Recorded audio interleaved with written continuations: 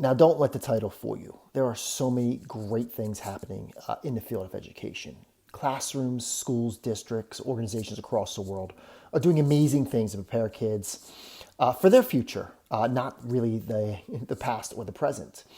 But let's be honest, when we think about perfection, there's very few things in life that are actually perfect. There might be a perfect game in baseball where there's clear criteria. There might be a perfect diamond. Again, there is clear criteria for that. But in education, perfection is hard to come by. And in a world where we see everyone trying to be perfect, I mean, look at filters on Instagram, Snapchat, and Facebook.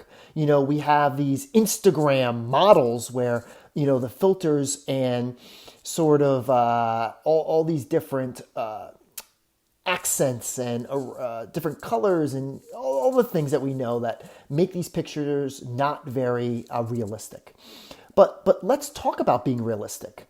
And if we really think about it, there is no perfect lesson, classroom, curriculum, test, school, district, administrator, state, country.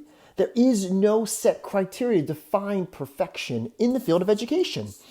But if we often try to invest so much time and energy in being perfect, we're always going to be let down.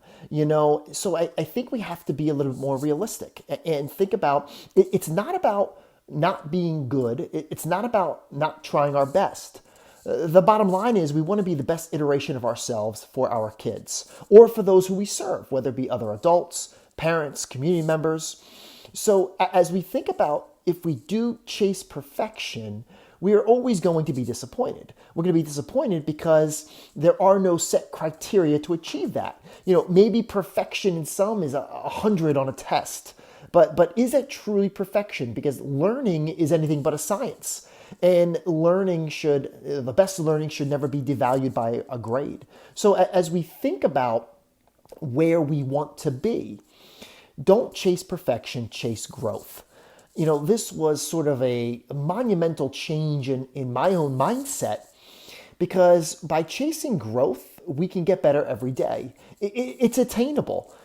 As we reflect on where we are, it can help us get to where we want and where our learners need us to be.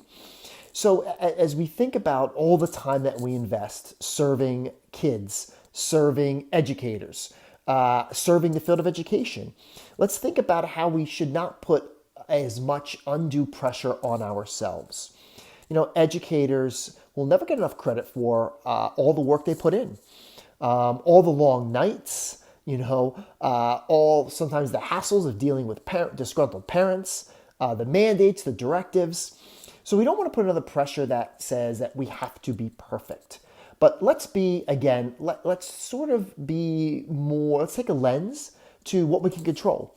And what we can control is that incremental growth.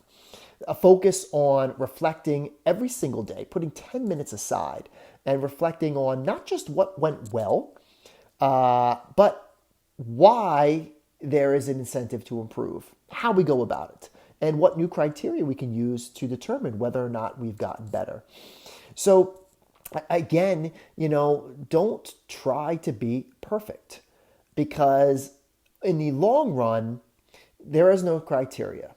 And also, perfection is all in the eye of the beholder. So you want, again, to be the best that you can possibly be. And by being the best, it's about having a level-headed approach to whether it's designing lessons, our pedagogy, whether it is looking at how we can implement the curriculum with fidelity in a way that's relevant, meaningful, and rigorous and challenging, about looking at our growth. And when we think about not being perfect, but being good at what we do, and in the words of Jim Collins, moving from good to great, I think that's a little bit more realistic. We can be great. We can be great in the eyes of those who we serve. And I think about if we want to find more fulfillment in the work that we do, think about improving what we already do and always putting a handle on how we can get better. So that's my reflection for this week. Keep making a difference in the lives of kids, everybody.